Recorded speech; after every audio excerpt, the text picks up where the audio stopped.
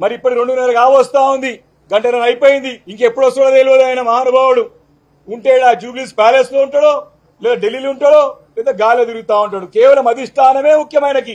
తెలంగాణ ప్రజల అవసరం లేదు, శాసనసభ అంటే గౌరవం లేదు, శాసనసభలో జరిగేటువంటి ముఖ్యమైన అంశాలంటే కూడా దానిపైన విలువ లేదు.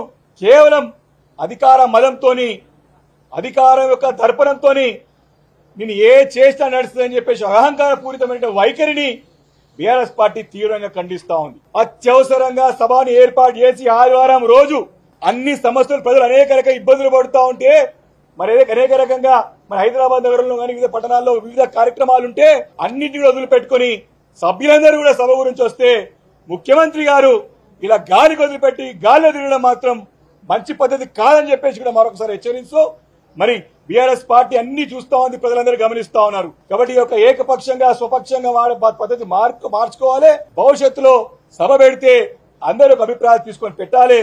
ప్రజలకు సమస్యల గురించి చర్చ జరగాలని చెప్పేసి కూడా బీఆర్ఎస్ పార్టీ డిమాండ్ చేస్తూ, మరి ఎంత రాత్రి అయినా సరే మేము ఉండడానికి సిద్ధంగా ఉన్నాం. ప్రజలకు సమానం చెప్పడం అవసరం మా పైన ఉన్నది. మాకు మైక్ కట్ చేయకుండా మాకు అవకాశం ఇవ్వండి, అడ్డు తగలకుండా మాకు అవకాశం ఇవ్వండి. తప్పకుండా అన్ని కూడా తేటతెల్లం చేస్తాం. పాలు నీళ్లు ఏ రకంగా దూత్ పానిగా పనిచేసేటువంటి సత్తా సామర్థ్యం మా పార్టీ నాయకత్వం దగ్గర ఉన్నది. తప్పకుండా మేము వేచి చూస్తాం. ప్రజల గురించి మేము ఉన్నాం కాబట్టి ఇంత లేట్ అయినా సరే వెయిట్ చేస్తామని చెప్పి సందర్భంగా మనవి చేసుకుంటూ అందరికి నమస్కారాలు తెలియజేసుకుంటూ సెలవుకున్నాం. Thank you.